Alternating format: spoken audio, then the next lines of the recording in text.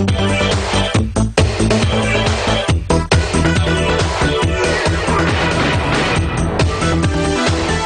a directional sign for Lansdale Estates on city property. Today is Tuesday, January 19th, and it is 6:05 in the evening.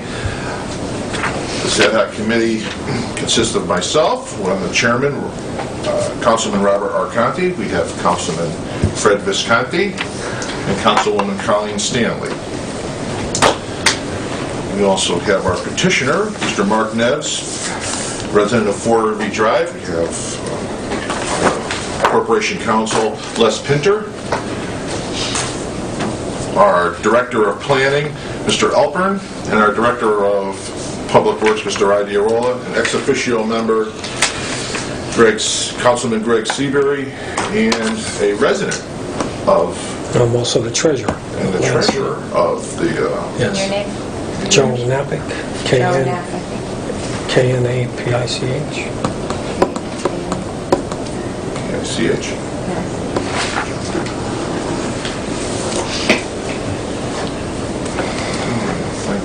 Thank you all for coming to this meeting. We could begin with our petitioner. And we're looking for permission to erect a sign at the end of Irving Drive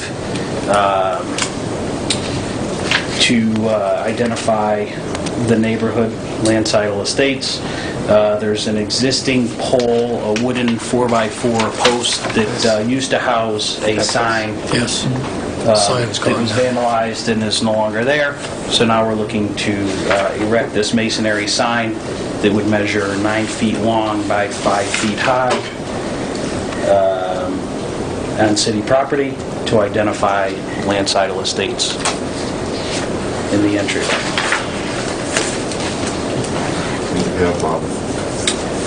I have some pictures of the area that we were talking about, along with some pictures of the proposed sign. What about?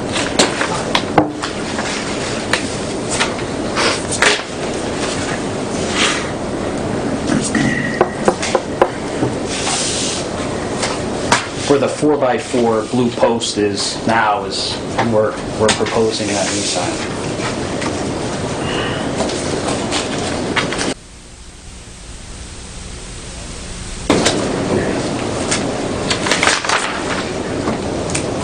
What's this picture of?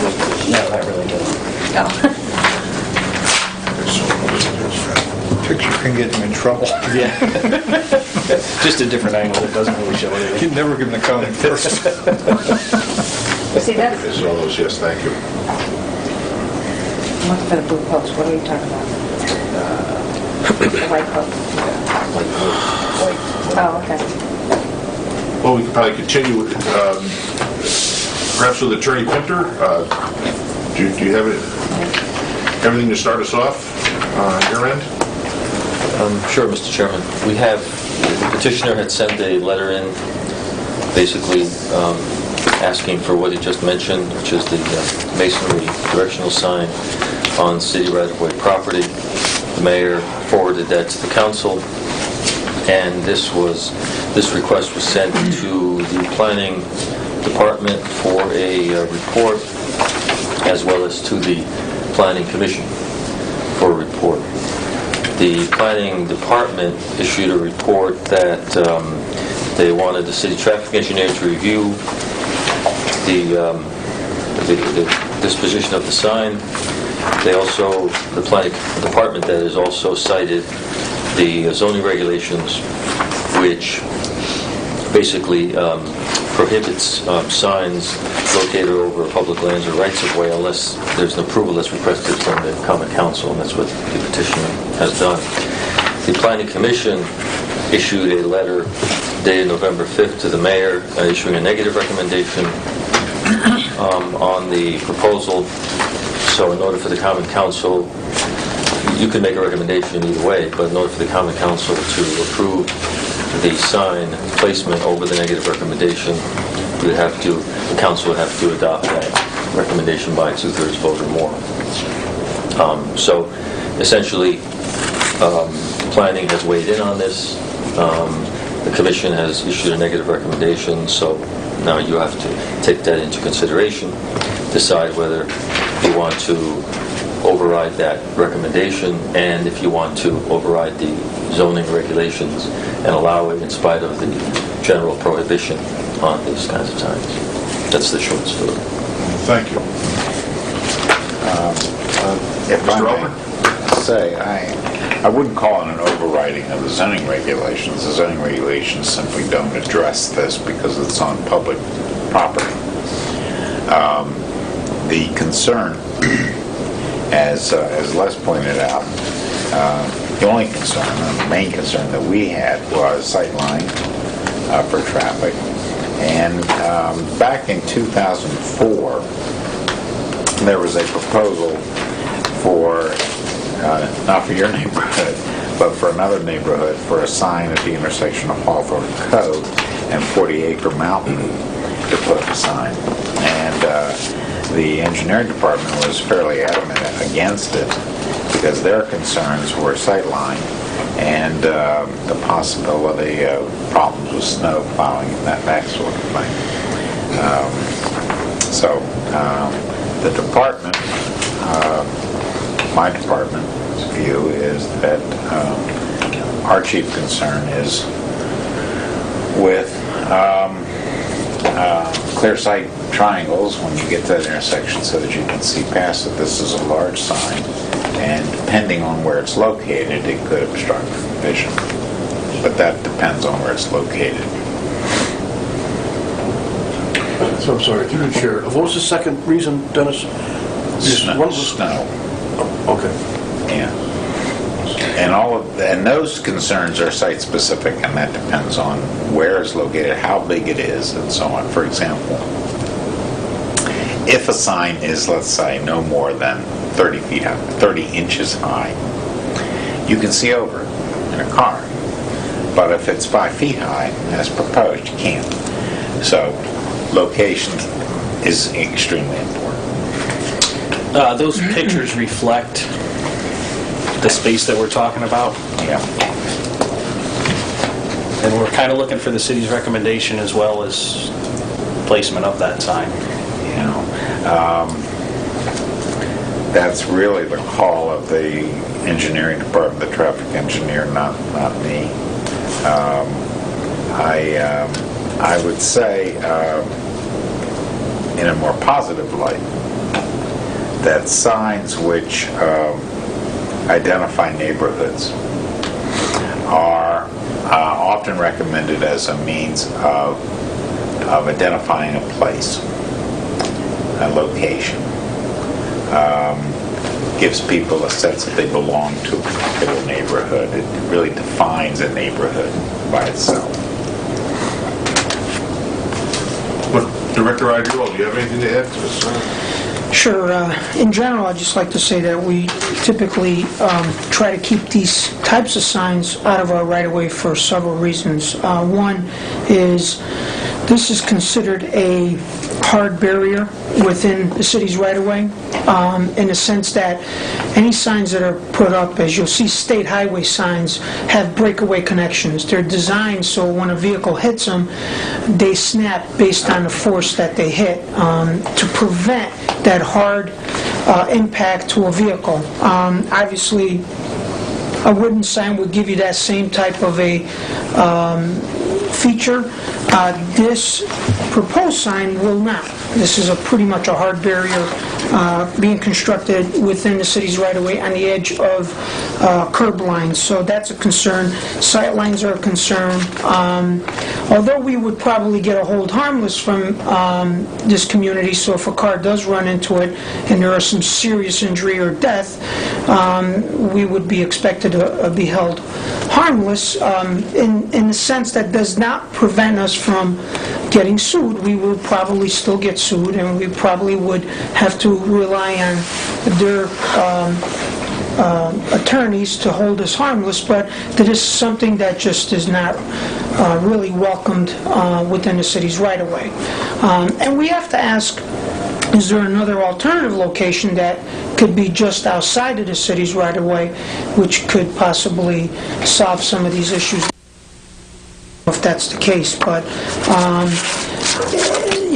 I would have to back the original consensus in 2004 of the Director of Public Works at that point that really said, these types of signs are really not welcome within the city's right-of-way. Especially, we're really looking at erecting a sign as an identity of that community. If it was something pertaining to an emergency room or some kind of something that would benefit the general public in assisting them to get to a very important place like a medical facility or a hospital, then we would try to work with getting a design that met the breakaway requirements that I described if there was no other location to install it. So again, I would have to kind of say that, based on the type of sign that's being erected and the purpose of the sign, at this point I have to reiterate what the general consensus of the Public Works Department was in 2004, and that is, we really don't look too favorable on constructing these type of signs in the city's right-of-way. Thank you. Councilman Visconti. Mr. Chairman, through the chair, to Mr. Neves, if I looked at that picture where that sign is, the wooden sign, Did you see this picture? okay, yeah, there's neighbors directly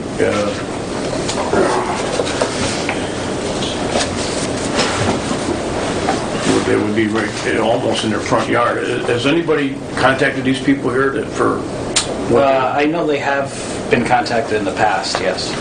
and we haven't? They didn't have any problem with it. They don't have any problem. This whole sign thing has been going on for a long time. Do you have any, I think the Public Works Director took one of my questions, but that's all right. Is there any other site that would be available to you people, or instead of on city-owned property, or? Whose property is this? That's Peter Bizade's property. It kind of wouldn't make sense. This is all of his, isn't it? That's correct. It kind of wouldn't make sense because everybody comes in from this end to put it in this corner. It would almost be backwards at that point.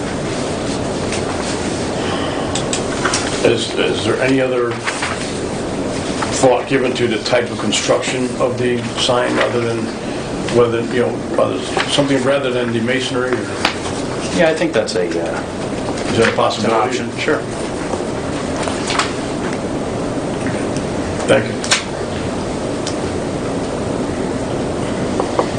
Councilman Stanley, yes. I don't know who to direct this to, but I'm looking at this map. I'm just trying to figure out is the roadway and what city property. Mr. Iannaroli, you can probably help with this. Is this the roadway and is this the city property that we're talking about here? Just make sure I'm looking And at all this. of this is city property? This is Stanley Rough Road here. This is Irby Drive. This is Stanley Road Road, right? That's correct. But this is considered in here, city?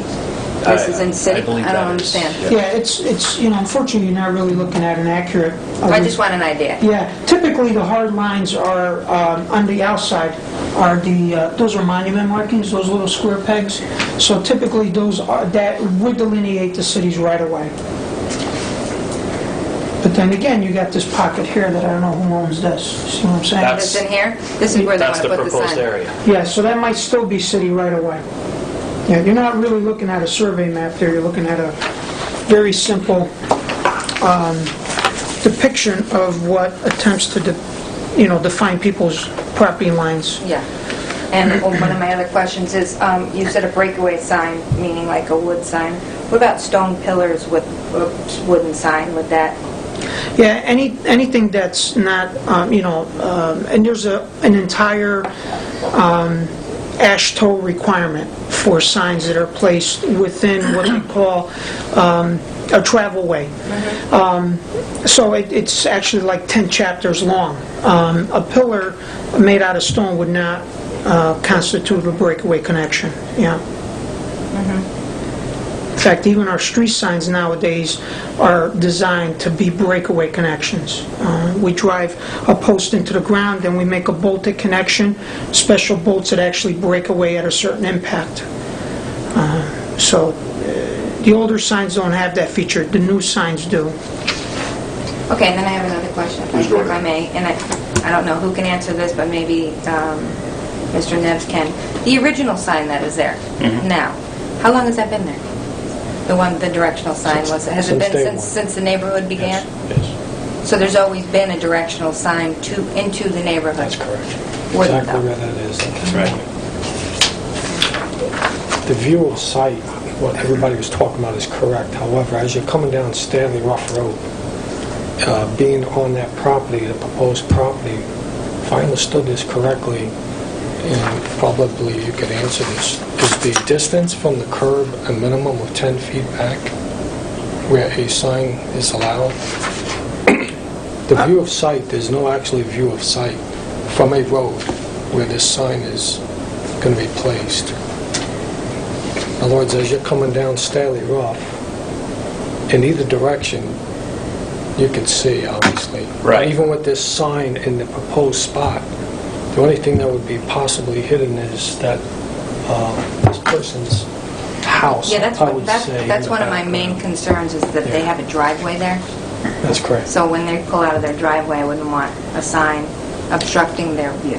No, it wouldn't, To it wouldn't back out or be, whatever. in the location where it would be placed, it I would mean, I not would be.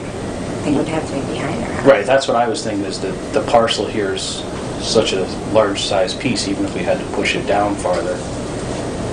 But is there a minimum distance from a curb site that is allowed? For instance, if this is the curb and the sign is, Each individual location is evaluated on an individual basis. A sightline study would have to be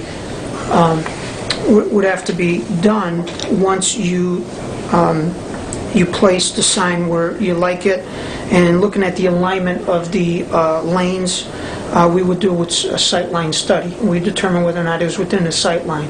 Well, Mr. Idirelli, you'd probably want at least 200 to 300 feet, considering the speeds that are traveled on Stanley. Yeah, as a minimum, to be honest with you, Minimum. that's Yeah, bare minimum. Bare minimum, because of the speeds there. Yeah, I you know, mean, can be- probably will look for a little more considering how quick people move through this road. But, yeah, and, the sightline issues is one of the issues that might be able to be resolved depending on the exact location of it.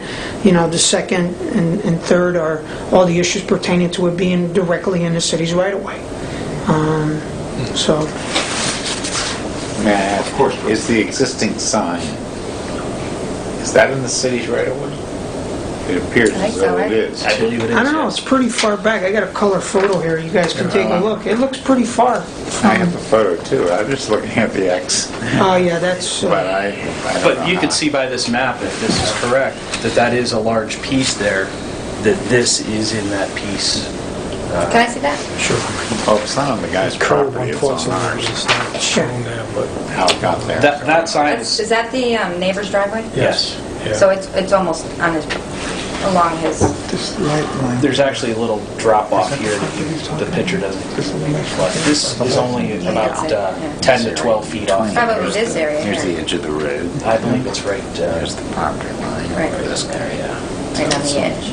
He's telling us it's In the somewhere. view of sight, if you're coming on either direction, Stanley Rough Road, any sign over in this area would not. No, I was thinking, That's why the that's pictures exactly what I was show thinking. Picture's a little misleading. Line of sight, and I don't even think you can help it.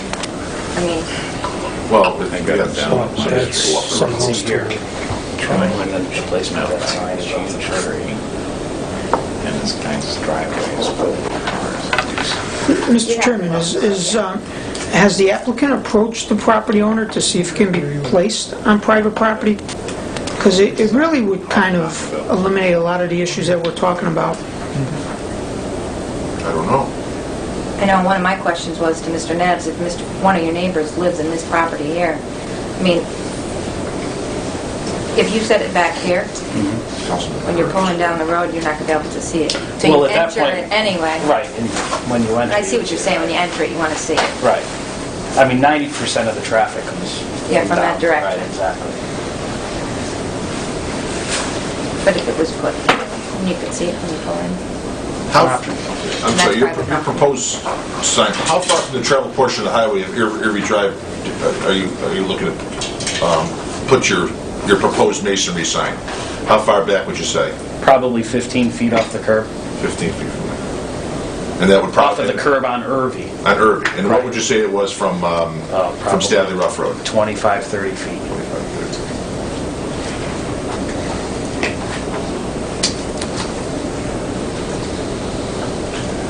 Now, I've been down Irving Drive many times, and I know that the houses are meticulously kept. What assurance do we have that this is going to maintain? Do you have an association? Yes, we have an association that we pay dues to, that there's common areas that get mowed now and maintained, and tree work and things like that. So this thing would be maintained? Yes. This is a common area that gets maintained? Yes.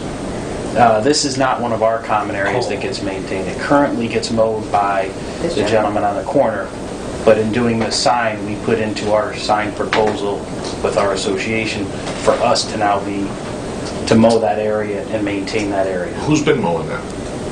This gentleman? Mr. Mitchell on the corner. Oh, and the corner guy with the trucks? Exactly. I really would like to have him here, Yeah.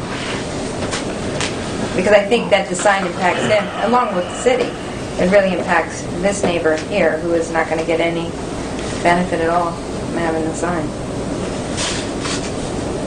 You guys, are the residents there pretty steadfast on a masonry sign?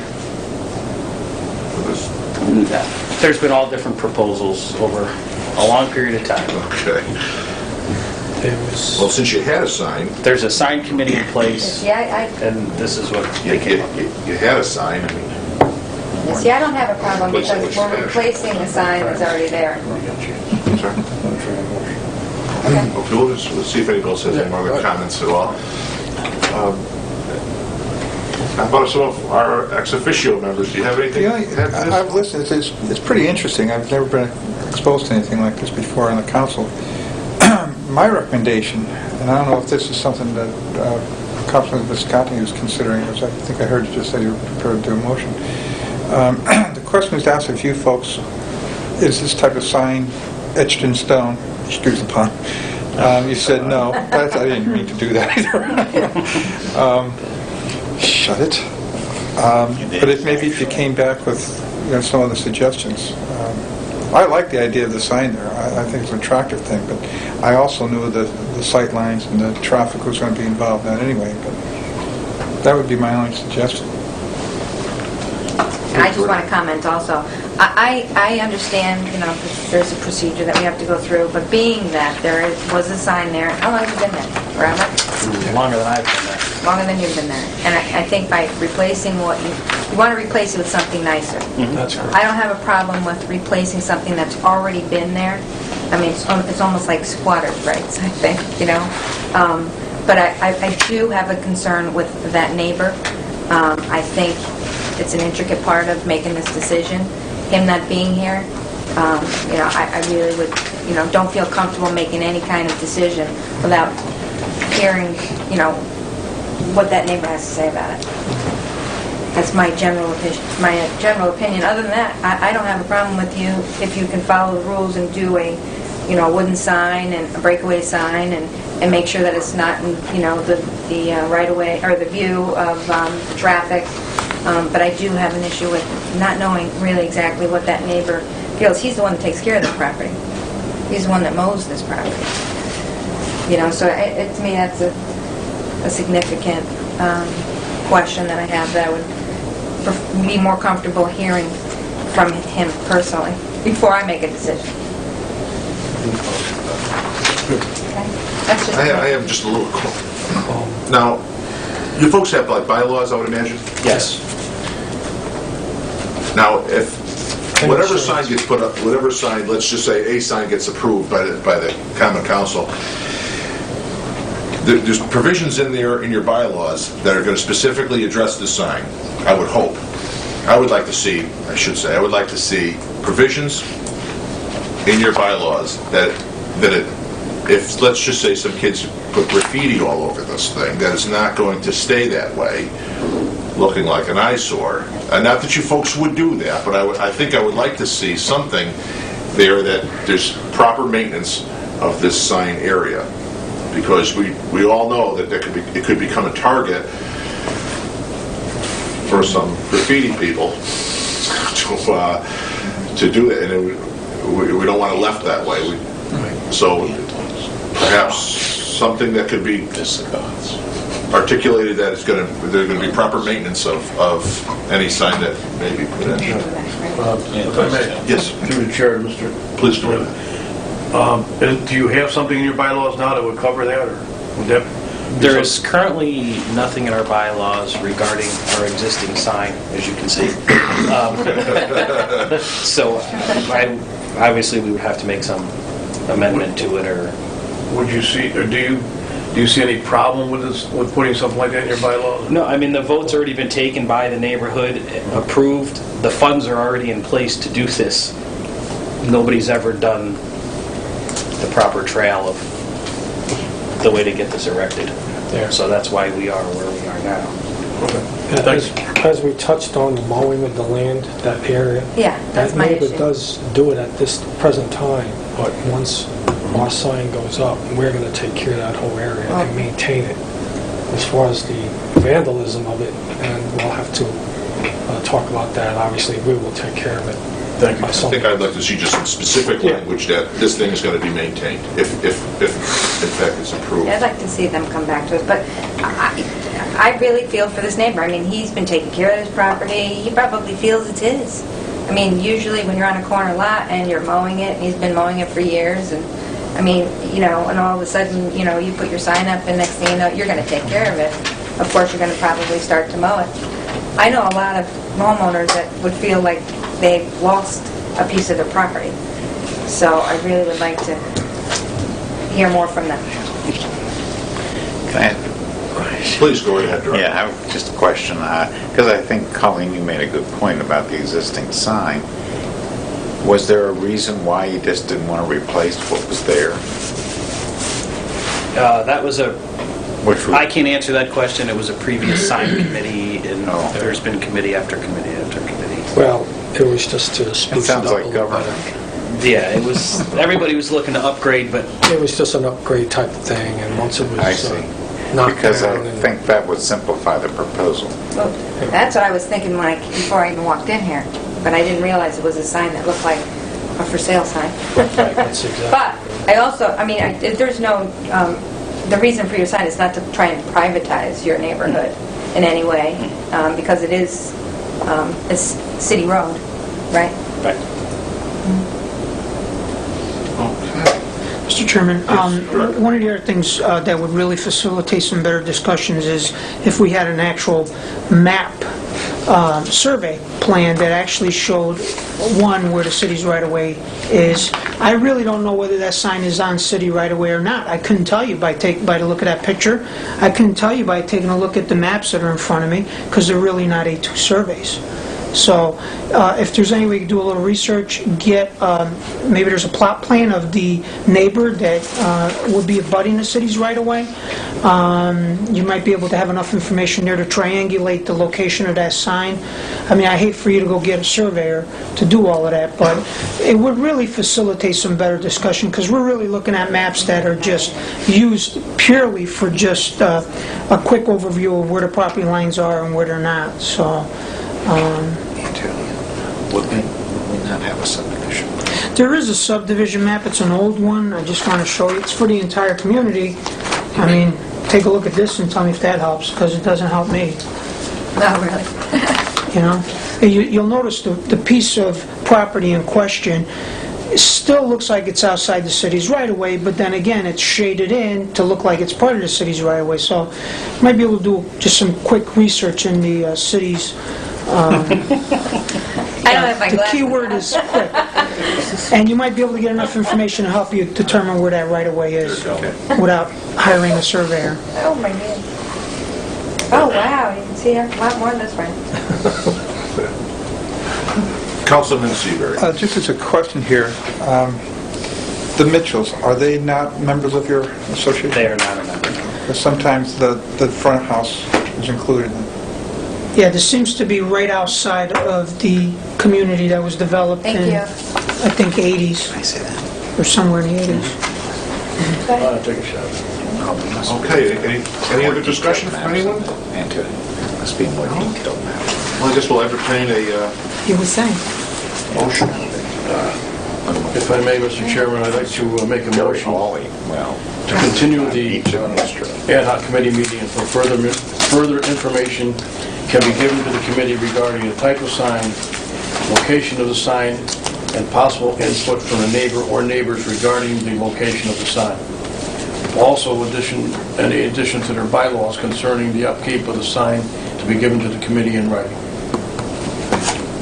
Have a second. The only thing I would cross off is possible input from neighbors. I want to hear Yeah, from the that's- neighbors. I'm sorry. That was me. I don't have that in there. Oh, okay. You have that? Second. Okay, well, we'll try your minds. All those in favor of Mr. Councilman Visconti's motion, signify by saying aye. Aye. I'll take a motion to adjourn. Motion to adjourn? Second. All those in favor? Aye. It's a little more work. Thank you. No problem. Ex officio, Councilman Stanley, ex officio, Vice Pinter from the Corporation Council. I think Wayne Shepherd's representing the mayor's office. I think so. Or are you, No, I'm, okay. yeah, that's it. I'm it. Sean Stillman from the unit, Larry McGraw from the unit, and Paul Otello, ex officio. The purpose of this committee is to take a look at an amendment to the Code of Ordinance, Section 12-33, pertaining to shopping carts. Wayne, I'm going to toss it out to you to give your side, and then we'll throw it around to questions. One of the concerns the mayor has had is just the unsightly component that these wayward shopping carts present. He's talked to many of the store owners already. Not easy to have them control it, not easy for us to control it. So he's trying to find an answer to say, how can we stop these from escaping from their own parking lots? A number of things that we've taken a look at, and these are expensive answers to a shopping center owner where they actually have some of the carts that lock up the minute you leave, but that's an expensive answer. His proposal, the mayor's proposal as he presents it to you right now, is to suggest a fine for the business owner as well as the individual who is caught with the shopping cart. Obviously that gets into the area of Sean and Larry here. Not an easy thing to put your arms around, but he's trying, and it's just the constant annoyance, I would say, and the look, just the unsightly look of it is the issue at hand. And he's trying to come up with an answer that says, how do we address it both with the people who are taking them and with the owners of the shopping centers they're losing carts themselves. So there's a cost to the shopping center owner or the grocery store owner. There's a cost to us to go out and collect these, pick them up, toss them, and junk them. So there's cost, and basically they're trying to get some of the cost back to the city. Question I have first is Sean. Sean, do you run into this a lot? Do you see a lot of them? Do you find a lot of them? And what are we doing with them now when we find them? We find carts on city sidewalks, people's front yards, backyards, side yards, parks, you name it. What are we doing with them now? Well, we have a city vehicle, we have a Blazer, so we don't have a lot of room to put them in our car. I have one time at least fit one cart in our car and brought it to Public Works. But essentially the highway department goes around, they have the resource with the pickup truck, and they throw in the back of the pickup truck and bring them to the Public Works. Now, in this ordinance, your unit, the unit's going to be able to write the citations, right? Yeah. Apparently we'd have the authority to give a citation to either the store and or the individual pushing along the cart. It's a very good concept. Larry and I were talking about it earlier today, saying that we have seen people in the past, not recently, pushing carts. Usually they're individuals that are in no position to even pay a fine. So it would probably make more sense while this ordinance is good, but who's responsible for the carts but the stores themselves? So posting a sign to not remove the carts, penalizing the supermarkets, whether it's the process of a step, warning first and a fine second, whether it's a progressive warnings, we can do that. But maybe stores just need a refresher that, the city is littered with carts. Approximately how many carts you're dealing with here? Five today, just on Danbury Avenue. 5 today. Today. I was going to say that too, yeah. Average day? Average day, 2, 3. We see on the Danbury Avenue area, Osborne Street, we've seen them on Main Street, down here. 15 to 20 carts a week. Easy. That's easy. That's safe. Okay. And that's on the street, on the sidewalks. That's not counting what we find behind people's houses, which could be 3 and 4 at one house. I have a follow-up, Mr. Chairman. Are they pretty much from the same store, or are they from a variety of different stores? The majority of them come from Seatown that we found and Wallbound. Those are the majority. Majority. Seatown and Wallbounds, maybe because of close proximity to multifamily homes where it's easier to push them out of the property and to their homes. Do those stores have the proper signage regarding removal of shopping carts? No. Not that I'm aware of. We've asked them to put it up, and they have not. I think that's part of the mayor's frustration, is that you have to talk to a couple of the places and they just haven't gotten a response. Well, according to subsection B, it says providing shopping carts for use shall post, not may post. It says here all businesses, so they're in violation of the current 12-33 because they have not posted. Is that, If I may, yes. We've asked Seatown at least 4 times to put a sign up to stop them from leaving the premises with a shopping cart. And to the best of my knowledge, they have never posted anything like that. They have gone out and collected shopping carts after we've jumped them a couple of times to go do it. They set a big truck around to pick them up. They only did that like twice, and then they stopped. So they've never been fined for not Oh, no, we've never fined anybody. for not posting a sign. No.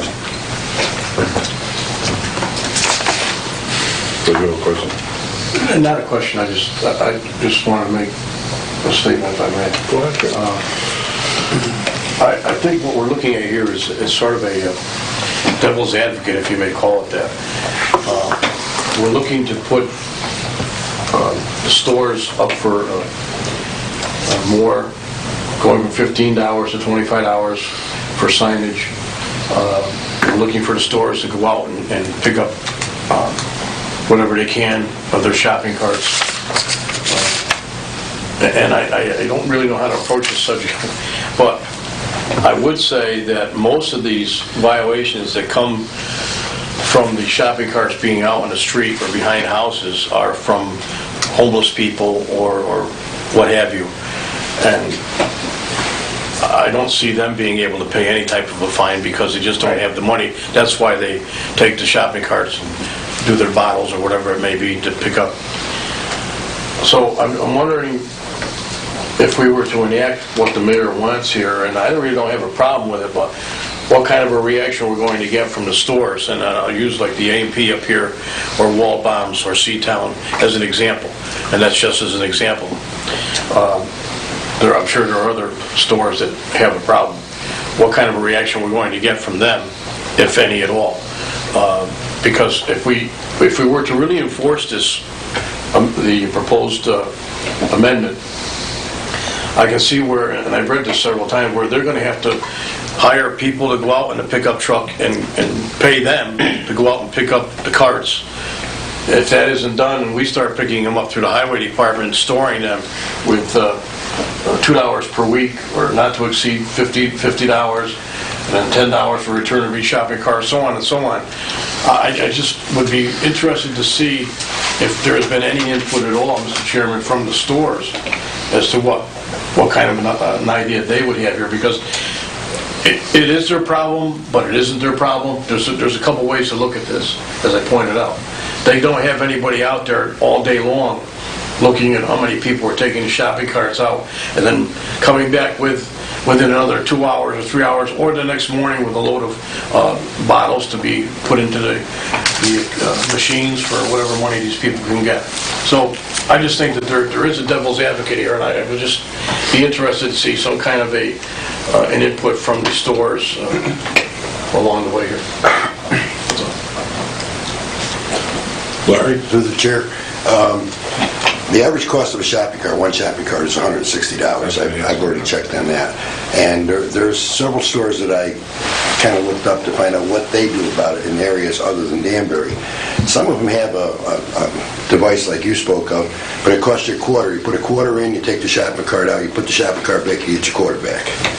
That's one of the things that they do have. As far as the shopping carts go, some of the people that push those shopping carts are actually doing us a favor because they're picking up all these bottles and cans and getting them off the street for us. So, I mean, you don't want to go after those people, but, they're looking to cash in the bottles and stuff. Through the chair, if I may answer that, I don't have a problem with that. I realize what they're doing.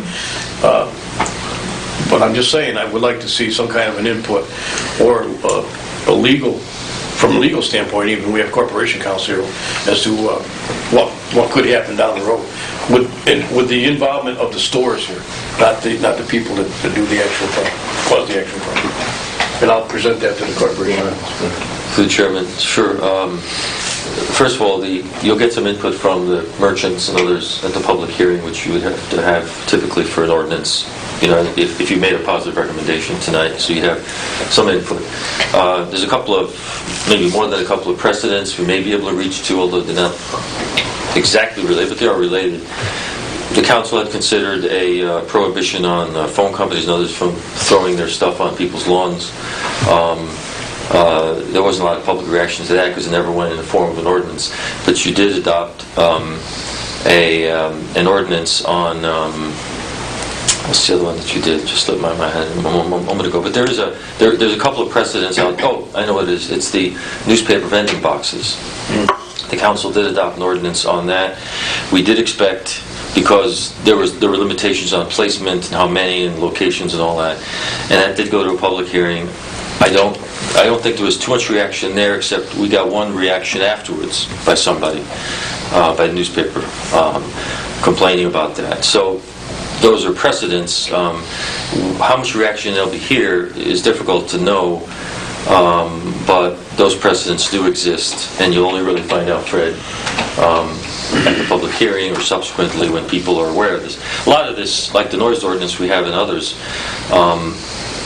half the benefit is the publication that's out there, that is the prohibition, even if you never enforced it, and you may not be able to physically enforce it. But the other half is the actual legal remedies that we have, which we do have. So you got to look at it from both ends that way too. I don't think the noise ordinance has been enforced very much because the meters are expensive, and I'm not really sure how much of that has gone on.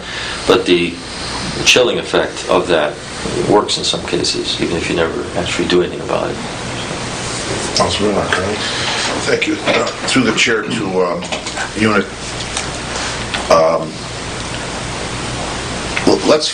These store owners are already a victim of a crime when somebody takes those shopping carts out of there. That's a larceny all to itself.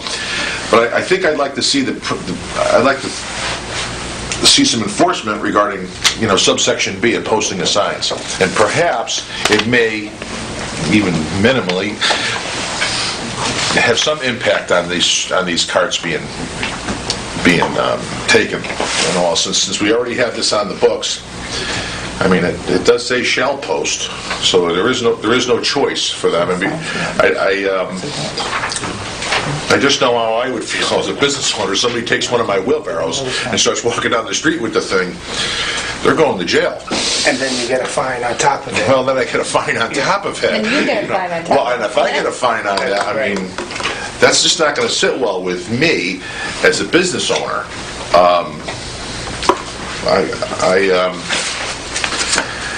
I have a little bit of an issue with increasing fines for the victim on this type of thing. And I'm not saying that we have to go round up all these people and stick them in jail and put them in jail for larceny in the 6th degree. I'm not advocating, but I'd like to see enforcement of this posting of signs. I know you guys are busy and all that, but I'd like to see the present ordinance enforced.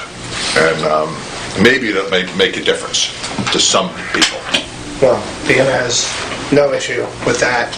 We can go to each supermarket within the next week, audit the parking lots right outside the entrance, speak to the store managers, verify that they're adhering to that ordinance.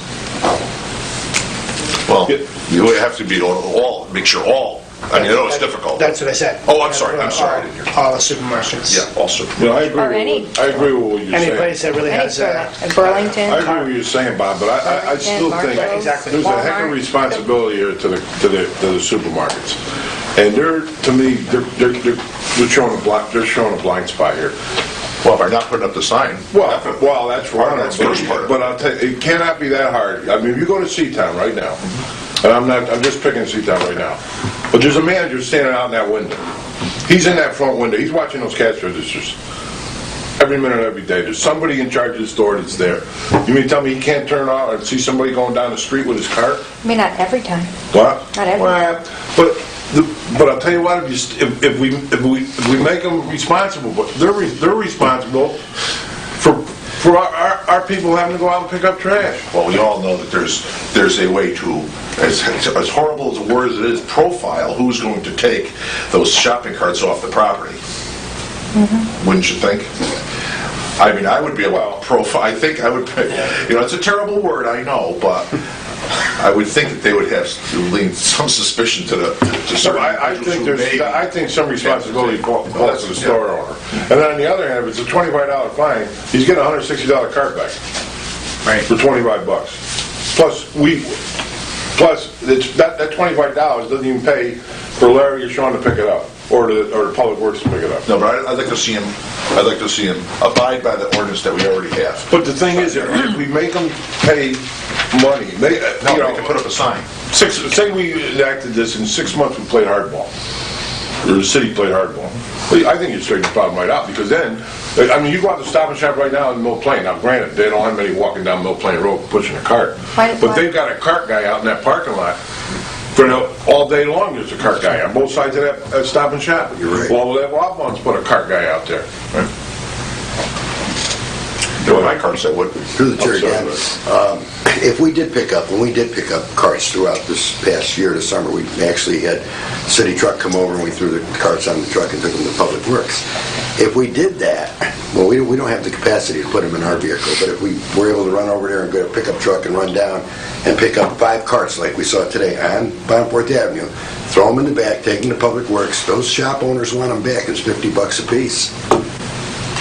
Sell them back to them. If we got to pick them up, that's $250 we just picked up, so let's bring them, Well, that's my argument. I think if you played hardball for 6 months, it would straighten out the problem. It's another alternative. I mean, the storage cost, what is it, not to exceed $15 a week or something to that effect. $2 a day or something. If the highway department, the unit, whichever group or both, collects them and brings them to one central location, and if the store owners want their cars back, they would have to, kind of similar to the boot, on the car, they pay a fee to get the cart back. And I certainly agree with Councilman O'Connor from a standpoint of having the signs posted. That sets the precedent of this ordinance and the importance of keeping the carts on the property and keeping the city clean. Stores need to be held accountable for their property. Councilor Seaver? I'd like to comment that I'm in full agreement with Bobby about the signs. I also like what Sean just said. If they, and Larry, if they pick up 5 carts and the fee's going to be $250 to get it back, or whatever the numbers were, isn't somebody some high school kid that's bagging at Seatown, instead of bagging, he's out there picking up the carts like they do at Home Depot and some of these other places, that's going to cost him a whole lot less for one of those guys. And I'm in agreement. You play hardball Do the for a while. math. I agree. You play hardball for a while. I think if you play hardball for 6 months, you'll straighten most of it out. You're still going to have the people taking it. Oh, yeah. Go ahead, I'm sorry. The other thing to, oh, I'm sorry. The other thing to remember is this: there are some communities who consider the shopping carts litter, and if you consider it as litter in Danbury, you could there's actually a very light enactment if you look at it that way, because if these are considered litter, litter has much more substantial fines attached to them. So it's even possible we could have redrafted this in the form of a litter issue, and then fines could be up to $1,000. To who? To whoever you want. In other words, whoever is deemed to be the littering party, you could do both. Well, you're going to go back on prima facie to the store, you're going to hit it with that much... Well, that's what I'm saying. That would be very draconian, and you don't want that. That's why this one is a lighter, lower level attempt to regulate it. I'm just saying that what other communities do is they do have these in as litter. I don't know what their fines are exactly, but you can go up to a certain amount. That's why I just want to add that to the conversation, so you realize that there are different levels of enforcement of these things, different ways in different communities. If I could just reiterate what Mr. Pinter just said, if you want to go towards the littering, and I'm not going to mention any names, but there's a lot of fast food in the area that you find their litter all throughout the city. And if you're going to slap a fine on somebody with a shopping cart, then you have to worry about, there's a lot of litter out there from fast food. And I'm not going to name each individual, and I don't even like the idea that, we're talking about C-Town, because there's certain areas in the city that you're going to find this problem in certain areas, and it's really something that should be addressed throughout the entire city and not pinpoint one area. Not to mention the carts and the litter, to your example, they're usually, most often the carts are found in public places, city places, sidewalks, parks. So even if the unit were to impose a littering fine, who do you give it to? Well, if they get caught dumping. I'm sorry? If someone should get caught dumping. Absolutely, of course. Just like we have in the litter ordinance. But my opinion, if I could just speak one more time, I just have a real problem with ordinances that cannot be enforced. And when an ordinance is written, it has to be followed the way the ordinance is written. And like Mr. Visconti expressed, there are some people that have used the carts for means of transportation, for picking up bottles and cans that help our city have a clean streets. And you're not going to find those people. So if you're not going to find those people, then how do you find someone else, and who determines that? And then it's almost like being a bully and pinpointing one particular store or area that is having the issue. And I just don't feel that we're going in the right direction. I know we have a problem. I think it's important that we make sure that these stores put up the signs. If they don't have the sign, we have an ordinance saying they should have a sign. That's very helpful, and that's important. They should all have signs. And all the areas, anybody that has shopping carts, Walmart, Marshalls, other sides of town also. But we're talking about stolen property, and I just can't see us finding somebody who has their property stolen. I'm in business, and if I had things stolen off my property, and I would try to put cameras up or try and catch the people that are stealing from me. But this is an issue that hopefully once the sign goes up, if the sign is enforced. Well, I just don't. That's just my opinion. I don't agree with it. Paul, you had your hand up before. Yeah, thanks. I just have a couple of comments, not really any questions to unit or less. But, when I was a kid, it seemed to me we were running around all over the place, all the rivers and culverts. Shopping carts were legion, Still River, Blind Brook, all over the place. I manage property, and we've always owned property at the end of dead-end streets, and there's always been, there had in the past, 60s and 70s, been shopping carts at the end of these streets. I don't see as much of an issue now as it used to be. Blind Brook is a constant problem with flooding, and one of the issues with Blind Brook is it gets clogged up all the time, and it used to get clogged up with refrigerators and shopping carts and tires, and that hasn't been as much of an issue lately as it was 15 or 20 years ago. I know that they have a tendency of collecting on my property, and I call up, it's usually wall bombs. I call them up, they send somebody up to get them, I get like 3 or 4, I give them a call, they pick them up for me. I think one of the issues with somebody had mentioned the policing of the parking lots with the shopping carts is that most of these stores have like a hierarchy where your job description has a reflection of the talents that you can bring to it. And if you look at the guys that are working the bottle machines and most of the guys working the shopping carts and the baggers, they have a certain level of expertise, and that's pretty much they're working as hard as they can to work those shopping carts. I really wouldn't expect those guys to be able to confront somebody who's actually swiping one of their shopping carts. If you guys remember on the corner of West Street and Division, many years ago there used to be a grocery store, I think it was called Food Fair. And then it changed hands and became some Pantry Pride or something like that. And they had they actually spent a lot of money. They drilled round holes in the concrete sidewalk, it's where U-Haul is now. And they put in galvanized pipe. And the galvanized pipe was wide enough to walk through, or your bicycle through, but it was not wide enough to put a shopping cart through. I don't know what that cost, but you can imagine there were hundreds of these things, drilling in the concrete, putting the pipes in with the caps, epoxying them in, and all that stuff. And it still left a big wide space for the cars and trucks to come in, so you could get these carts out, but at least they narrowed it down to a chokehold. But that didn't work. They were still losing carts. I have to tell you that if I was running that business and you guys were fining me for every cart that I lost, which is $150, which I don't want to lose, I think what I would probably do is tell my guys in the parking lot to call the cops every time a cart went down the street. And now we got to look at what's it going to cost to have a cop respond. Hey, we're doing everything we can. Every time a cart goes out of the parking lot 2 or 3 times a day, the police have to respond. Do we want to go down that road? I mean, let's do the signs, use a little persuasion. These guys, they always need stuff. They come to the city for this, and they come to the city for that. And we can, look, if you want this, we'd like you to spend a little more time on your shopping carts. But I have to pick up litter, fast food. I do this personally on my own properties. I would love, in theory, to be able to call up whoever it is that's actually responsible for the litter. To call the guys whose name is on the wrapper and say, look, I found one of your wrappers. I'm going to fine you $150. That's just silly because they're not responsible for that. It's the jerk who had the soda, had the hamburger, had the Chinese takeout, who friggin' threw the wrapper in my hatch. That's the guy who's the problem. Yeah, but Paul, the difference there is you just said the magic word. It's takeout.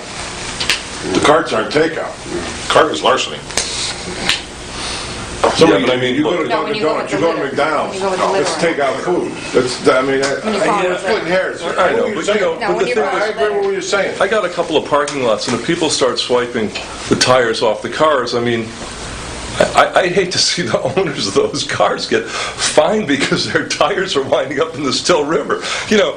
Sure, if it becomes, that's not going to be a problem. Nobody's going to, risk going to jail to steal a tire to throw it away. They're going to. So I'm being a little facetious, but I have to say it strikes me as somewhat as somebody who represents the constituents in the city who are victims of this crime. It strikes me as somewhat counterproductive to find the people who are the victims. I'm not saying that they don't have any culpability. I'm not saying that they can't improve their policing of the parking lots and improve what they're doing with the shopping carts, but at the end of the day, these guys are losing inventory, and I think we should be working with them to help them as opposed to turning the screws. That's all.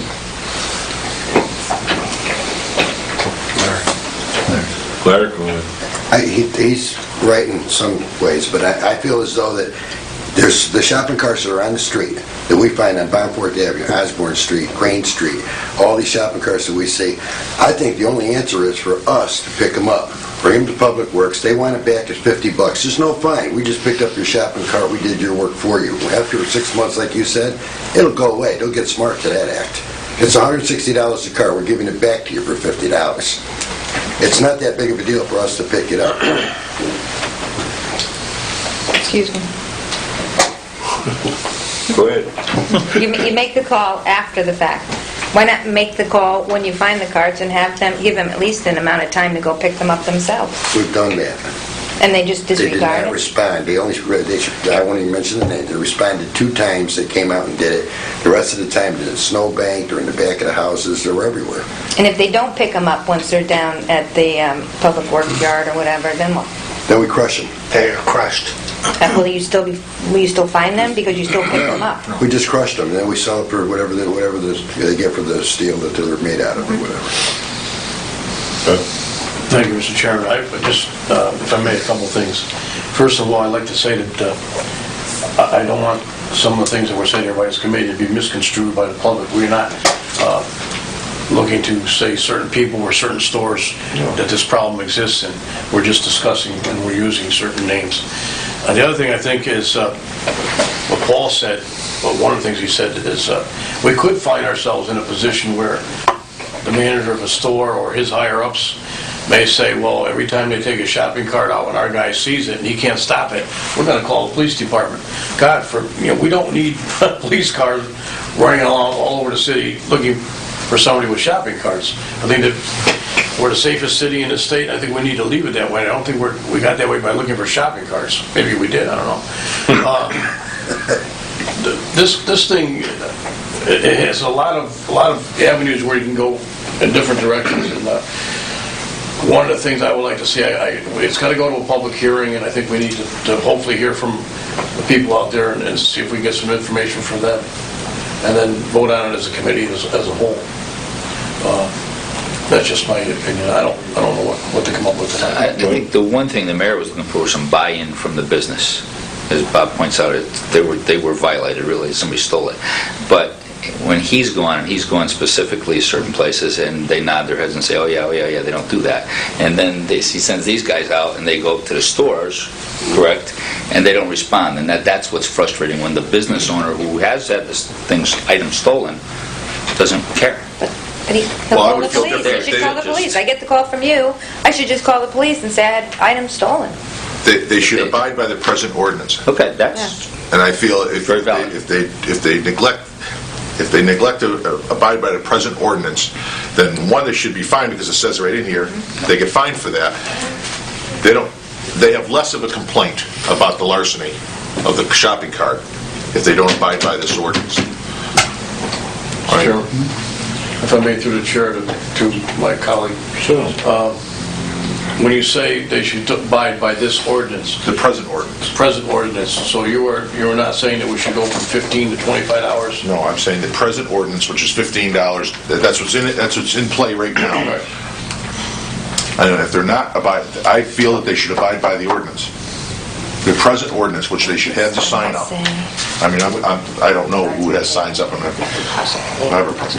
What about the rest of the things that the mayor... The present ordinance they should abide by. So you don't want... I feel right now, I feel like they should abide by the present ordinance, whatever the mayor is proposing here, then...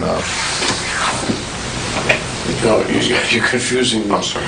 The present ordinance is what's written here, but the mayor's idea of changing the ordinance, which way do you want to go here? Do you want to go with the ordinance that's already been written, or do you want to include the mayor's changes? Well, I think I'll make that decision after I get finished this discussion.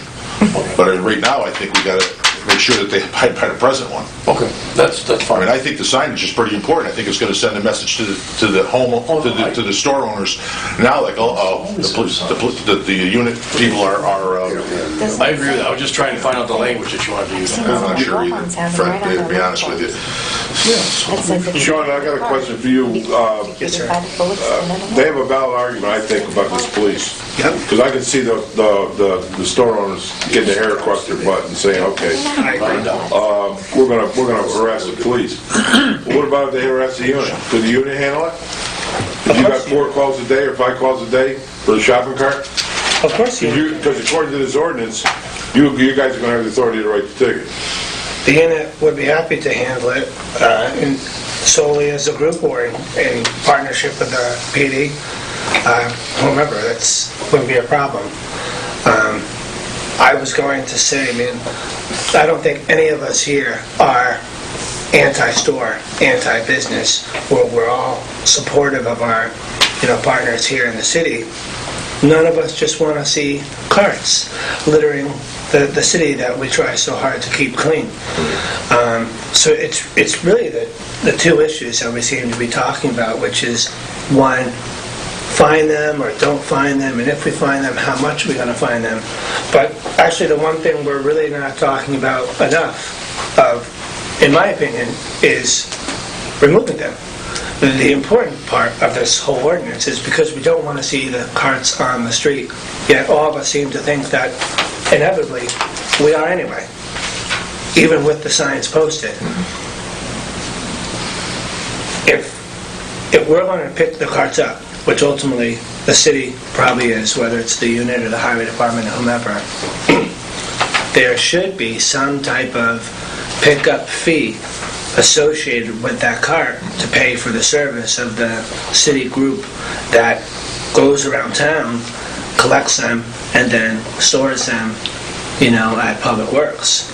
So even if there is not a fine per se, the unit going back to wall bounds and saying, hey, here's your $25 fine because we found a cart on Main Street, but rather it's, if you want your cart back, it's at Public Works, and oh, by the way, it's going to cost you $40 or $50 to get it out of storage, if you will. And maybe that number is a number that the committee can kick around. What is a number that sends a message, but it's not super ridiculous, where it's worth it for the stores to come get their cart back, but it's also worth it for them to pay the extra. And it may be an incentive. It may be an incentive for them to keep their carts in their parking lot. That's what this group wants. We just want our store owners to be on board to, hey, we better keep our carts here because we don't have the resources and the time to go down to Public Works to get them, and there's no need for us to spend the money. Right, because now it's a $210 cart. If you charge them $50 to get it back, now it's a $210 cart. And that same cart gets a $260 cart. But if they don't the pick price up of the poker cart, keeps going up. Then if they don't pick up the cart, they've are they made a still being decision. fined? Well, That's on here. I'm not. Well, It's up to you. perhaps that's what we can discuss. Because I think that if there were enough of them, you would think that they will.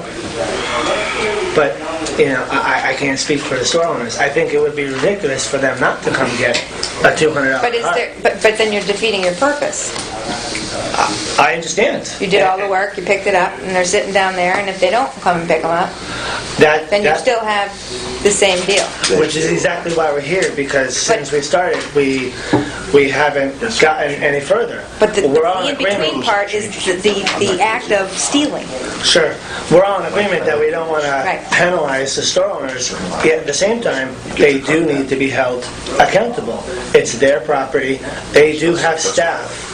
Regardless of their training, they do have staff that are responsible for keeping their property on their property, for collecting the carts at the end of the night, during the day, in the morning, however long the store is open, and the carts are secured at night. They have staff to do that. If their carts are leaving their property, their staff is not adequately doing their job. That's the bottom line. Our business owners here are aware of that. If they hired people to do a certain thing and the job wasn't getting done, that staff would probably be reprimanded. Well, yeah. Yeah, I like the idea of picking them up and then calling them and saying, hey, come get your cart and it's $25 or $50 or something like that. But this just occurred to me, maybe this might satisfy the mayor and it might satisfy everybody else. I don't know, let's throw it out there. How about this? We spot a cart on Hillside Street or Linden Place or in Blind Brook. We call up Walbond or whoever it is and say, hey, you got a cart in the river, go get it. They don't get it, we fine them $50. Tell them first, get your cart. Instead of we get the cart and we fine them and go through the rigmarole, you guys are driving around, you see 2 or 3 a day, you call them up. What? They're stolen carts. But I'm just saying, Yeah. your cart's in the river. Your cart's on the street, go get it. They You won't don't get it, we're going to get it, and we're going to charge you $50. But give them a chance to get it first, that's all. I've done that before. Perhaps, well, Then you can find them.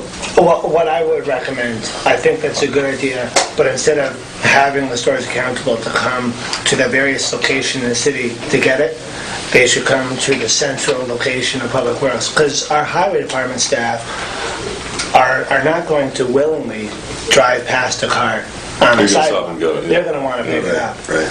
in an effort to keep the city clean. That's true. And how much time is enough time to adequately give a store owner to get the cart? So make it a central location. Not to mention, you can imagine the logistic problem we can have. Yeah, it's somewhere on Park Avenue, and then they're driving all around the city because they don't know where Park Avenue is. Say, go to Public Works. This is where it is. You have a week. If it's not there, if you don't pick it up within a week, then you lose a $150 investment, I guess. And then in Yes. addition, maybe you do find Well, out. if I could support that we get the cart, we offer them a chance to retrieve it for a fee, and then if they Period. don't retrieve it, that's it, end of story. If they don't retrieve it, we crush it, you know. Yeah, and they'll probably go down and get the cart more than likely, because we picked up 9 in one day on Bound 4th Avenue. We had to call a city truck to pick them up. They were on the street, they're on the sidewalk, they're on the lawns. We couldn't believe how many were there. I mean, it's unbelievable. We had a dump truck come down and pick it up, and we threw them on the truck, and they took them away. They went to Public Works to get them, though, after they, because we went and told them, your carts are at Public Works, but we didn't charge them a fee. They weren't charged a fee. They just went. We didn't have any fee to charge them, but they went down and picked them up. If they had to pay for it, they might not do it the next time. They might say, hey, well, let's get out there and get these carts. That's, I think that's the incentive. You got a motion? You ready for a motion? No, I have a question. Go ahead, man. Thank you. To the unit, the carts that you're finding, whatever city street it may be, or parking lot, or whatever it may be, do most of them have a sign on them where they belong? Yes, They do. on the handlebar. Yeah, majority of them do. So you know, you have an idea then who to contact. And Most of the time, we know who to contact. yeah. what happens to the ones that there's nothing on it at all? You just throw it in a truck and they bring it over? Take it away to Yeah. Public Works. Okay. Let's give those to the homeless people. To the can picker up, and give those to They're them. doing that.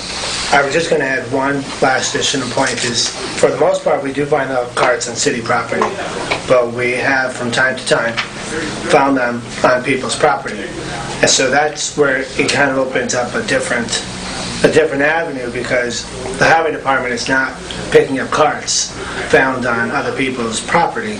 They're picking up carts that are on sidewalks and parks on the street sides, what have you.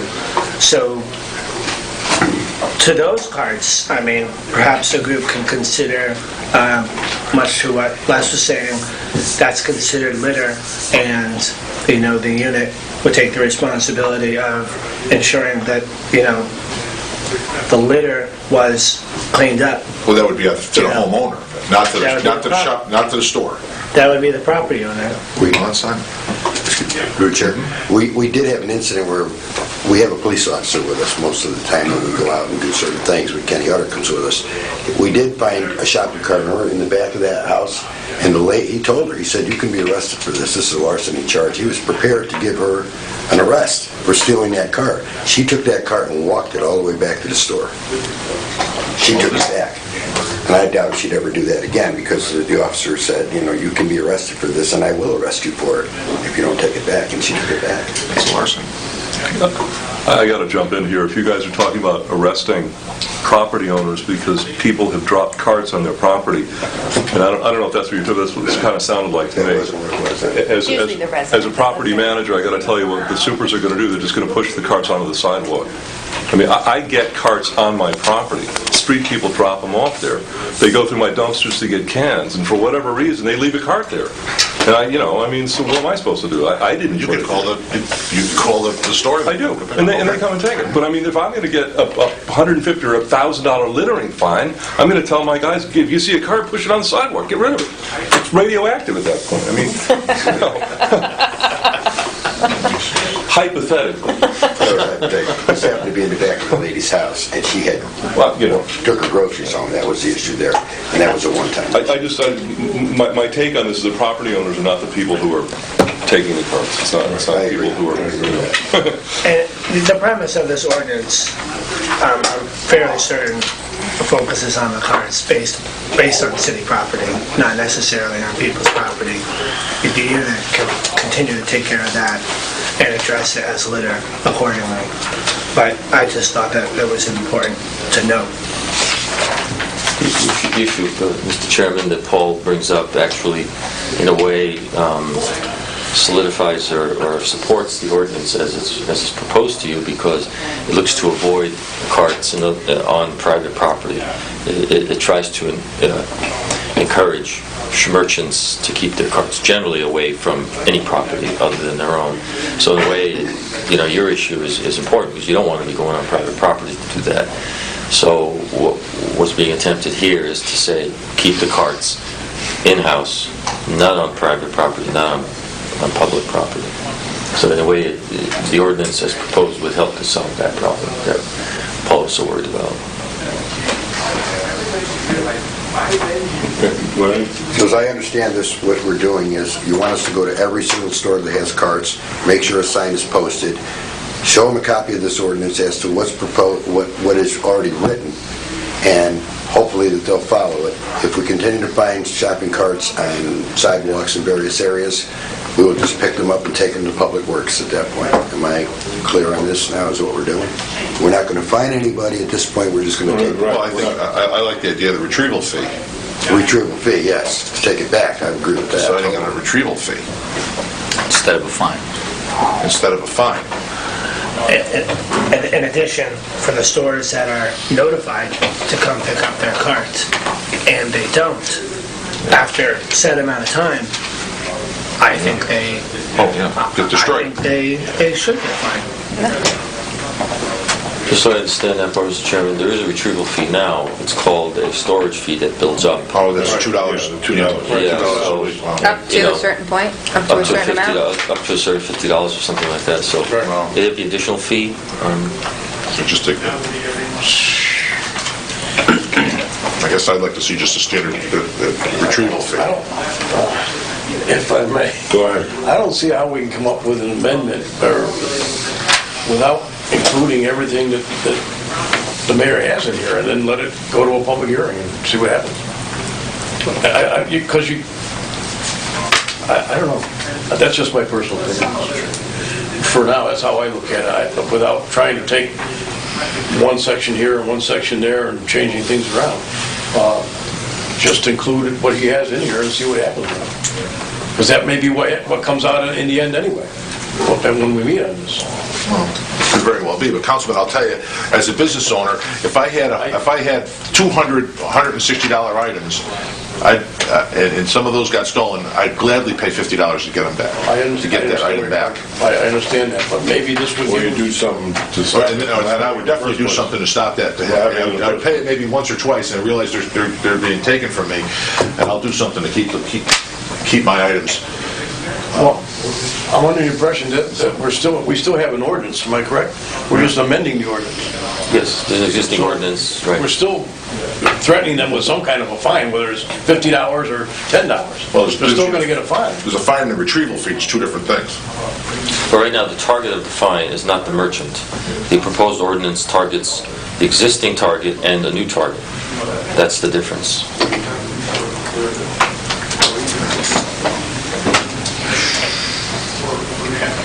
Wow. I mean, there's a theory in law called joint several liability. It's used all the time. I'm not saying this be used here, but when you have more than one party, it's obliged that in negligence laws to do something different. Joint several liability applies, meaning you did something wrong and you did something wrong. Both are culpable. This is kind of the same thing. There's a recognition that the existing ordinance punishes the people who take the carts. Now, what's before you is a recognition that the people who allow that to happen and don't implement measures are also culpable. That's really all there is. And it's common, and I'm not promoting the ordinance, I'm just saying that the ordinance as presented to you does that. I mean, that's what's happening.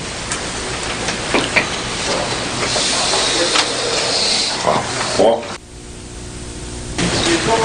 one thing that you guys could consider, and that is to lower the retrieval fee to about $25, eliminate the storage fee. It would be a one-shot deal. You guys pick up a couple of carts, you call up the store, we got your cart, come get it for $25. If they don't come and get the cart, they get fined $25. You want a little? On top of the... No, it's $25. $25, come get your cart. If you don't come and get it, so it was brought up earlier that sometimes they come when the carts are free. Maybe they won't come if it's going to cost them $25. The idea is to keep the carts off the street. But the idea also is not to punish ultimately the victim. So we will come and get your cart. You guys are falling down on the job, policing your carts clearly, for whatever reason. They're clogging up the storm drains, or on the streets, or on Park Avenue, Division Street, wherever, Main Street. We will pick them up. And we're going to call you when we get them every month. You got a half dozen carts, you come get them, $25 a piece. And if they can't be bothered, we charge them the $25 anyway and crush them.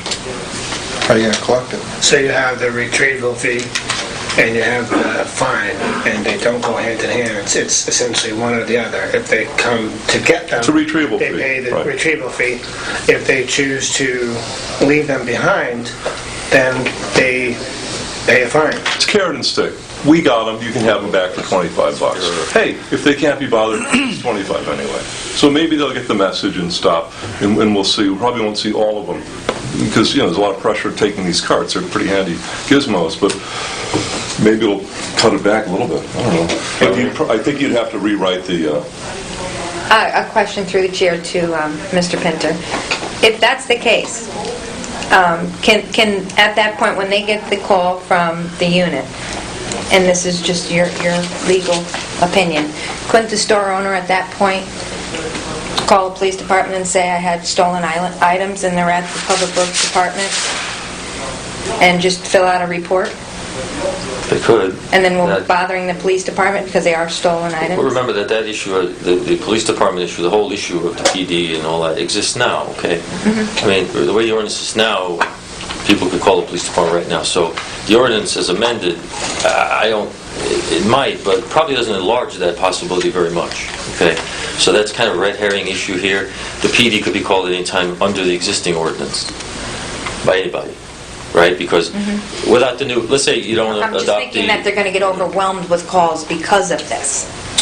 That's my It's hard to say. It's hard to say whether a merchant will take advantage of this amendment if you do it, to say, I'm going to fix the city. No way to know that. It's possible. It wouldn't be fixing the city. It would just be because their items are being stolen off their property, that the first thing that you do is you call the police. Well, remember, them having an issue.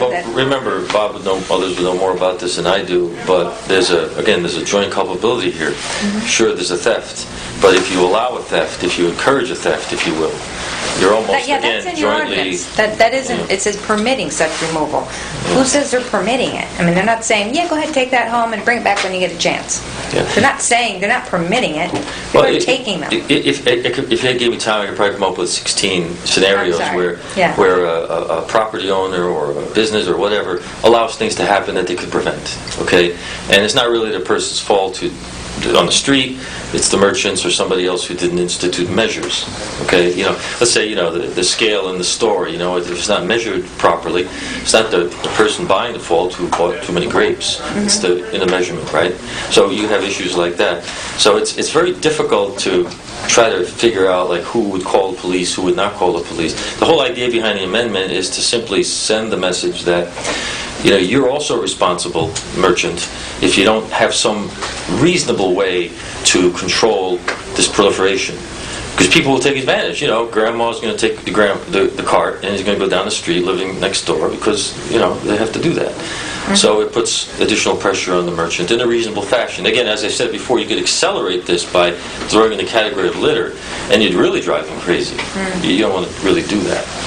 So, I think that's the premise of this ordinance. It's that accountability. You mentioned if a wheelbarrow was taken once or twice, you'd gladly pay that retrieval fee instead of having to buy a new one. But at the same time, I'm sure you'll also try to think of different ways to prevent the wheelbarrow from continuing to be taken. That's what you hope happens. So,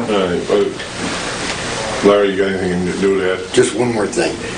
I don't know Paul has a good idea, but the cost effectiveness of, if you're in business, you're going to send 3 people out. Him and I go out, we spot 4 carts on the street, right? Cost effectiveness. Now we got to call in a truck to pick this stuff up.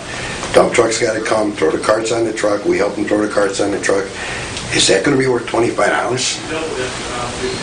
I mean, to me, a $50 retrieval fee is a drop in the bucket compared to getting that thing back at $160. He's getting it actually $110 back for his loss. I'm looking at the cost of the people, us, of the dump truck, of the other guy going out, picking this thing up and bringing it back. It certainly costs more than $25 for 3 people and 2 trucks. And the storage. And the storage. And what do you want to do? We'll do executive session. What do you want to do, Frank? For a motion? I don't have a motion at this time. I would like to suggest, if possible, with ruling from the Corporation Council, that we go into executive session to discuss the changes. If the committee can go into executive session, in the motion you have to state the purpose for it, and there are only certain stated reasons you can go into executive session. Pending litigation, potential litigation, contractual matters, labor matters. I don't know. You have to state the reason. Not language to an amendment? Or to a referendum? Not language to an amendment? You have to find an angle that has to do with concern about litigation, pending litigation, which... I'm out of angles. If we were to make if we were to have a motion and have it passed to proceed with this, the changes to this, we would obviously have public hearing where we can discuss, possibly change it some more. So maybe that's what we should. Maybe that's the route to take. So what's your recommendation? We're going to have discussion. So I'm going to reluctantly approve, make a motion to approve the amendments to the ordinance 12-33 and have it proceed. I will joyfully second that. Then I'll proceed to a public hearing. And then proceed. Well, this is going back to the council first. Yes, it's going to go back to the council first. So I'm reluctantly approving this, making a motion for this. You second it, Frank? Yes, I will. All those in favor? Aye. All right, we're open for adjournment. It's a tough one. It is? Yeah, well, it is a tough one. Remind me to thank the mayor next time.